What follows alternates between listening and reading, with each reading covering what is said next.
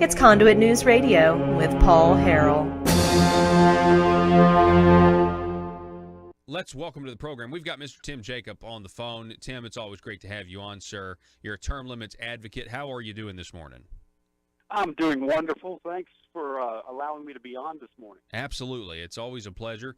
You know, listen, I think term limits is a good idea. I think taking it from 16 down to 10 is a good idea. I know there are other people that disagree. They can make arguments to the contrary, and, I respect those people, and I can respectfully disagree with them and agree to disagree and hopefully work together on other issues. But I just wanted to get your thoughts on this. There does seem to be some legislators out there who are, coming out and saying, listen, we think this is a terrible idea. Well, I think it's a great thing, and I'm very grateful that we're having this debate this time, because in 2014, when the legislature put through that fraudulent amendment and deceptive amendment, we did not have that debate. So I'm glad that after a 3-year bout of laryngitis that some of them have gotten their voice back. And I think it's a healthy when we debate this statewide. Good people can disagree about this, but everyone can agree that deception does not work in Arkansas and has no place in Arkansas politics. And that's exactly what the legislature and the lobbyists did in 2014. And that is a great point, and I feel like that to me is the one reason, is probably my biggest motivator to vote for this. Aside from the fact, at the end of the day, it's like, hey, do you think 16 years is good, or do you think a decade is good? And I'm like, okay, a decade's fine. Let's, you go past a decade, it really can become a career, and not for career politicians. But the main thing here, and I've been trying to talk about this a little bit, is that what John Woods did, and, convicted felon John Woods, and now really the rest of the General Assembly too, and I know there were people that did speak out against it at the time, but like you said, there wasn't this kind of debate that we're having right now. Now we're having a much broader debate with more people involved.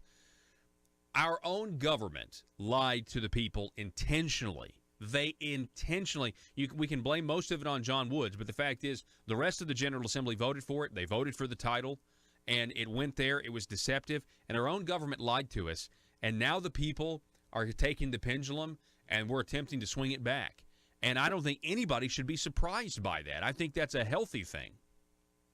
I tend to agree with you. I think it's very healthy, and let's be sure to point out that senators can now stay 22 years, depending on how those 2-year terms fall. 22 years is not a term limit. That's a limit that anybody who doesn't believe in term limits could live with. So it's gone from 22, and here is the question Arkansas voters have to ask themselves. Do we want to live by an amendment written in silence by a convicted felon who's defrauded the state of Arkansas, or are we going to have an amendment written by the people that, in most part, has already won 2 landslide elections? Mm-hmm. We've got to decide whether the legislature is going to set their own terms or the people are going to have to say so. The biggest problem with this issue is that we've had 2 statewide landslide elections, and the so-called representatives of the people do not represent the people. They have not accepted the will of the people. They have not accepted the vote. They haven't respected voters, and they haven't respected the vote, and we have to get back to that situation here. One of the,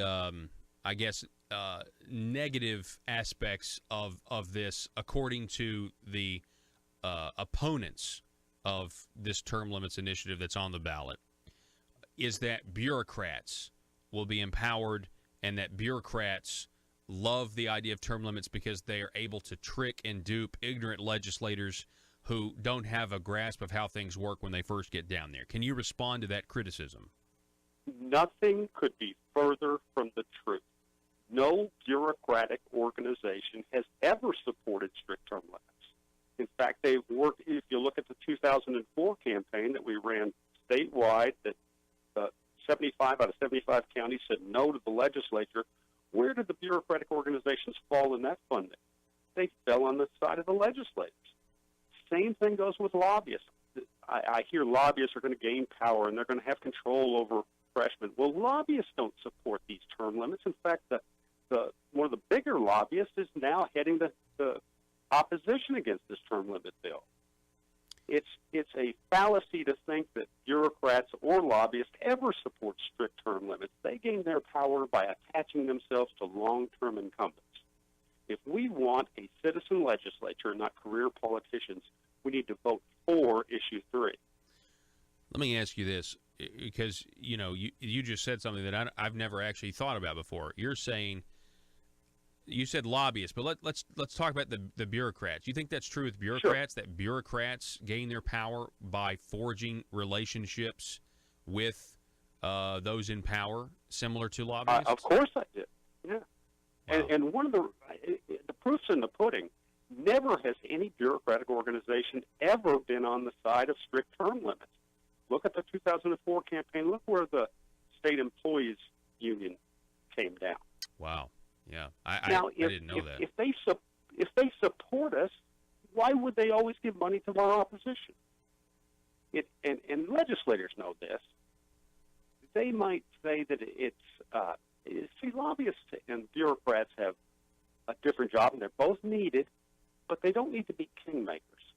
They need to give information to legislators so legislators can make a good decision when representing their constituents. But they don't need to be kingmakers, and they don't need to ensure a political career. Term limits is a great, healthy, reasonable way to bring legislators back to a more representative nature. We want them to represent the people in their district, not lobbyists and not bureaucrats. We're talking with Tim Jacob. He's a term limits advocate. He's instrumental in getting this thing on the ballot. That is issue 3. I think it's interesting that it's issue 3 on the ballot, and John Woods, lied to the people with his own issue 3. So that's fascinating. In 10 years, I feel like is a long enough time, and I know I'm not a legislator, and that's one of the criticisms. Well, you don't know, you haven't been down there. I will say what has been interesting about the debate that's being had is when the other side comes and they say that the argument of 10 years isn't long enough to get a handle on things. Is that not a rebuke of just how dysfunctional the situation is and how our representatives really aren't representing us? If the government is so bad and so big that over a 10-year period you can't get anything done, you can't reform, you can't do what the people sent you down there to do. Well, and I think a lot of progress happens in your freshman term, just because then you're coming with fresh ideas. You're representing your constituents more at that time. The folks that say 10 years isn't long enough, do they believe in the presidential term limit? Certainly the president has more to learn. Certainly the president has more responsibilities, and we're limiting the president to 8 years. Mm-hmm. Every statewide office except a legislator has a lower limit. It's 8 years for auditor, for lieutenant governor, for governor. And legislators under this amendment will get 10 years. I would say that they need to hit the ground running, do the best they can, but allow the voters to decide how long the term limit is. That shouldn't be done with lobbyists and legislators in a closed-door meeting. That shouldn't be done with a campaign of silence where the voters aren't even informed that it's on the ballot.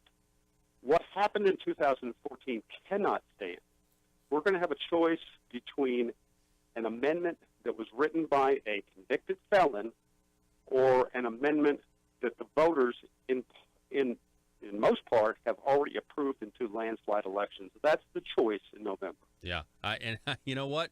When you put it in those terms, I mean, how do you not vote for this thing? And look, I think this thing is going to pass because of what the people have done in the past, because of the will of the voters. It's an honest ballot title. It says what it is. It says what it's going to do. It has the word term limit in the ballot title, which the other ones you had to read in it was an ethics amendment and that sort of thing. It was extremely deceptive.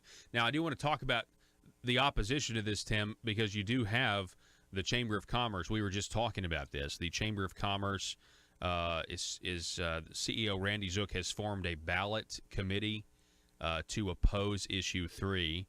Do you think there's going to be a lawsuit? I I mean, it says right here that the purpose is to advocate for the disqualification or defeat. Do you think they're going to use the courts to try to disqualify the term limits amendment?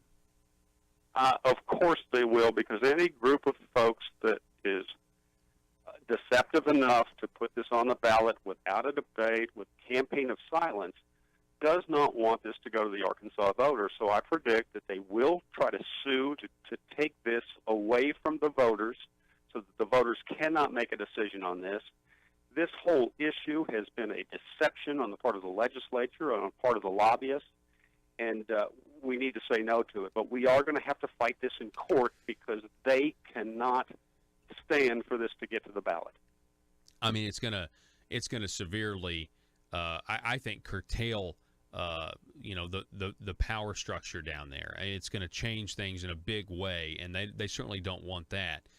I'm curious as to what their arguments are going to be, though, because it's not as if there are multiple issues.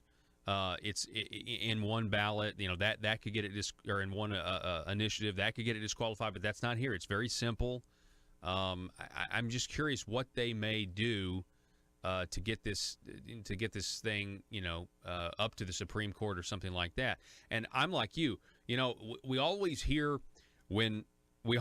from legislators who want to raise taxes, but they don't want to go on record for raising taxes. They'll say, well, I didn't vote to raise taxes. I just voted to put it on the ballot to let the people decide. The people need to decide this. It's the people. Well, you know what? That's the same thing here, right? Let's use that same argument. Let the people decide. What do you want? You want 16 years or possibly 22 years if you get, play your cards right, or do you want the 10-year term limits? Go ahead, Tim. Well, I just think that's right, and I think the people need to decide.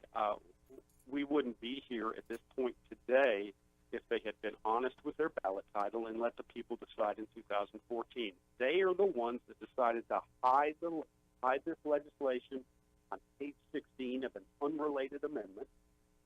In the same amendment, they also tripled their pay.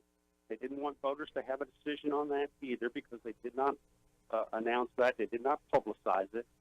This has been a travesty of legislation, and it's time that we look to the voters to make this decision and not to the legislators. And it's interesting that they will always, and I've heard this constantly, well, lobbyists are going to be empowered. Well, does the Chamber of Commerce not know that? Because the Chamber of Commerce is our opposition. Every lobbyist will be our opposition here. I wish they'd stop saying something that they know is false. Lobbyists hate term limits. That's the truth.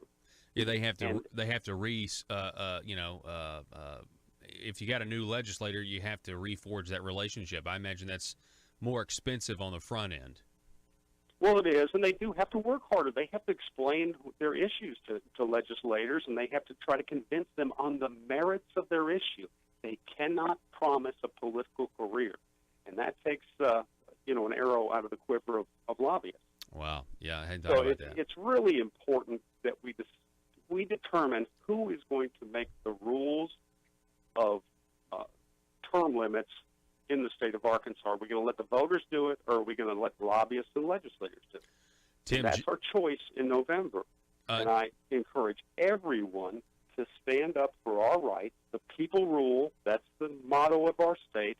Let's make sure that the people rule in November and not legislators and lobbyists with a campaign of silence and deception. It's very important that we make this stand and give a loud voice to term limits in our state.